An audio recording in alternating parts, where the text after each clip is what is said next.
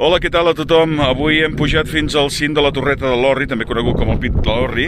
És un cim de 2.439 metres, situat al municipi de Soriguera, al Pallars Sobirà. Una vista esplèndida que tenim des d'aquest cim, sobretot per aquesta banda. Ara ho farem des de l'alta també, on podeu veure les muntanyes del Prepirineu Central, la Serra de Turp, la Mora de Condal, la Vall d'An, la Serra d'Aubens, el Rector Cogul i multitud de muntanyes que són conegudíssimes de casa nostra. Són dels cims essencials de la Federació d'Entitats Excursionistes de Catalunya, i aquí a aquesta banda hi tenim les antenes i el vèrtex geodèsic, i d'una banda passem a l'altra, perquè per tota aquesta banda que també veiem els pics més alts del Cadí, passem per tots els que són els cims de la Cerdanya amb el Puigmal.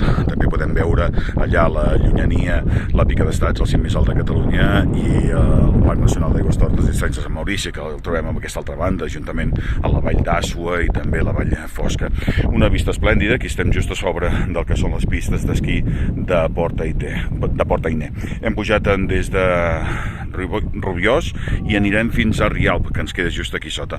La Torreta de l'Orri, un cim magnífic, allà baix ja veiem a la Mercè, hem pujat amb ella i ara està fent una volta, i nosaltres doncs que ho deixem estar aquí, un vídeo per ensenyar-vos aquesta meravella. Llàstima d'antenes, però és la tecnologia moderna que tots en vivim. La Torreta de l'Orri, o el Pic de l'Orri, al Pallars Sobirà.